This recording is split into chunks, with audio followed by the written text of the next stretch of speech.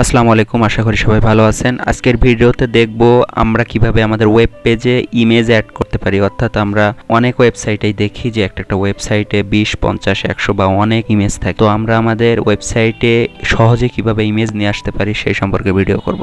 তো প্রথম কি করব, ইমেজ নিয়ে আসার জন্য যে একটা ট্যাগ আছে এটা হলো স্টার্টিং ট্যাগ বা ক্লোজিং ট্যাগ একটাই, এটারে বলা হয় সিঙ্গেল ট্যাগ। তো ইমেজ নিয়ে আসার জন্য আমাদের যে সিঙ্গেল ট্যাগ আছে এটা আমরা লিখলাম, লেখার পরে দেখেন ইমেজটা তো নিয়ে আসবো। এখন আমাদের প্ল্যাটফর্মে নিয়ে আসবো কি করে, আমরা অনেকেই জানি যে আমরা যে HTML যে করতেছি এটা কিন্তু জাস্ট ABCD বা 1 2 3 4 এইগুলো আমরা সহজে লিখতে পারি, কিন্তু এখানে একটা ছবি কি করে নিয়ে আসবো। তো এটা নিয়ে আসার জন্য আমাদের সোর্স লাগবে। আমাদের জাস্ট সোর্সটা যদি হয় তাহলে যে সোর্স থেকে আমরা লিঙ্কটা এখানে দিব, অর্থাৎ তার লোকেশন যেখানে যদি আমি এখানে উল্লেখ করে দিই তাহলে সেই ছবিটা আমাদের আউটপুটে এক্সপ্লোর করবে।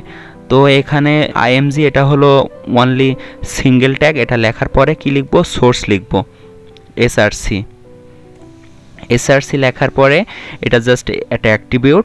তো এটা এখানে লেখার পরে আমাদের যে সোর্স যেখানে আছে, অর্থাৎ আমাদের যে ইন্ডেক্স ফাইল, অর্থাৎ আমরা যে এই যে ওয়েবসাইটের ওয়েব পেজ করার জন্য যে HTML যে ফাইলটা নিয়েছিলাম, এই যে index.html, আমরা এখানে চলে যাব। এখানে দেখেন এই যে আমাদের যে index.html এই ফাইলের সাথে যদি কোনো ছবি থাকে তাহলে খুব সহজেই আমরা আমাদের ব্রাউজারে আউটপুট দেখাইতে পারবো। যদি আপনারা যদি অন্য ফোল্ডারে রাখেন তাহলে একটু অসুবিধা আছে, তো আমি সেই সম্পর্কে আলাদা ভিডিওতে কথা বলবো। তো এখন যেহেতু আপনারা প্রথম ভিডিওতে যে ইমেজটা নিয়ে আসবেন এজন্য আপনারা ইন্ডেক্স ফাইলের সাথে, অর্থাৎ আপনাদের ইন্ডেক্স ফাইল যেখানে আছে সেখানে একটা ছবি অ্যাড করবেন। তো আমি এখানে যে ছবিটা এই সাইটে আছে দেখেন সানসেটের যে ছবিটা, আমি এটা অ্যাড করব জাস্ট। তো এটা অ্যাড করার সময় যে বিষয়টা সবথেকে বেশি মনে রাখতে হবে সেটা হলো এই যে ফাইলের বা যে ছবির যে নামটা এটা আপনারা রিনেম করে শর্টে নেওয়ার চেষ্টা করবেন, কারণ এই ফাইলের নাম যদি বড় হয় তাহলে ভুল যাওয়ার সম্ভাবনা বেশি থাকে।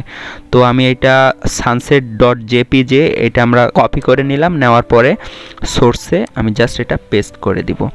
দেওয়ার পরে দেখেন এখানে কিন্তু ইমেজ লিখলাম এটা, তারপরে সোর্সের ভিতরে sunset.jpg, অর্থাৎ এইটা কিন্তু ইমেজের নাম। এই ইমেজটা আমাদের ইন্ডেক্স ফাইলের সাথে আছে, এই জন্য এই নামটা আমি সোর্স ফাইলের সাথে অ্যাড করে দিলাম। তো এখন যদি আমরা কন্ট্রোল-S দিয়ে সেভ করে রাইট ক্লিক করে যদি ওপেন ইন ব্রাউজার দিই, অনেক বড় একটা ইমেজ চলে আসছে। তো এটা কিন্তু আমরা খুব সহজেই ইমেজ আনতে পারি। আমাদের ল্যাপটপে যে ইমেজটা ছিল দেখেন এটা কিন্তু শর্ট একটা ইমেজ, বাট এটার রেজুলেশন ছিল অনেক বেশি, এই জন্য আমাদের ওয়েবসাইটে বড় স্ক্রিন নিয়ে কিন্তু এটার আউটপুট চলে আসছে। তো আমরা এটার আমাদের ওয়েবসাইটের জন্য যে কোনো ইমেজ যদি আমরা অ্যাড করতে চাই সেটার হাইট বা ওয়েট এগুলো ঠিক করে নির্দিষ্ট সাইজ আমরা যে সাইজের চাই সেই সাইজের নিয়ে আসতে পারবো। এখন যদি আমরা আরও একটা ইমেজ অ্যাড করতে চাই তাহলে দেখেন এখানে যে sunset.jpg এটা আছে এবং আমার এখানে আরও একটা ইমেজ আছে flower.jpg, এটা অ্যাড করি দেখেন। তাহলে এটা রিমুভ করে দিলাম, জাস্ট flower.jpg সেভ করলাম, রিলোড দিলাম। এখন দেখেন এই ইমেজটাও আসছে। এই ইমেজের ভিতরে আমরা একটা অ্যাট্রিবিউট ইউজ করতে পারি। তো মনে করেন কোনো কারণে যদি উইক ইন্টারনেট কানেকশন হয় এবং যদি কোনো রিজনে যদি এই ইমেজটা আমাদের ওয়েবসাইটে আউটপুট না দেখায়, তাহলে এখানে আমরা একটা ওয়াল্টার ট্যাগ আছে, একটা অ্যাট্রিবিউট আছে, সেটার মাধ্যমে আমরা এখানে যে কোন টাইপের ইমেজ আছে সেই সম্পর্কে কিছু হিন্টস দিতে পারি আমাদের গ্রাহকদের। তো এটা করার জন্য কি করব, আমরা এটা করার জন্য জাস্ট এখানে এই যে ইমেজের পরে আমরা এটা কি দিব, জাস্ট এটা অল্টার ট্যাগ ইউজ করব। তো এখানে আমরা লিখব তাহলে এই ইমেজটা কোন সম্পর্কে এটা লিখব। তো এখানে লিখব যে this is the picture of a flower.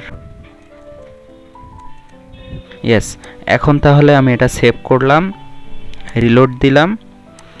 দেখেন রিলোড দেওয়ার পরে কিন্তু কোনো কিছুই বোঝা যাচ্ছে না। এই কারণে বোঝা যাচ্ছে না যে এই এখন যে আমাদের পিকচারটা কিন্তু আউটপুটে আসছে, বাট যখন কোনো ইন্টারনেট কানেকশনের জন্য বা অন্য কোনো অসুবিধার জন্য যদি ওয়েবসাইটে শো না করে, তাহলে গ্রাহক যদি এই ইমেজের এখানে এসে যদি মাউস রাখে তাহলে ওখানে স্পষ্ট করে আউটপুট দেবে যে this is the picture of a flower.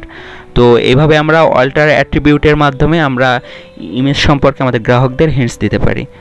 তো আজকের ভিডিওটা এই পর্যন্তই ছিল। আমি আগামী ভিডিওতে ইমেজের হাইট কিভাবে ঠিক করতে হয়, ওয়েট কিভাবে ঠিক করতে হয় সে সম্পর্কে আলোচনা করব। আল্লাহ হাফেজ।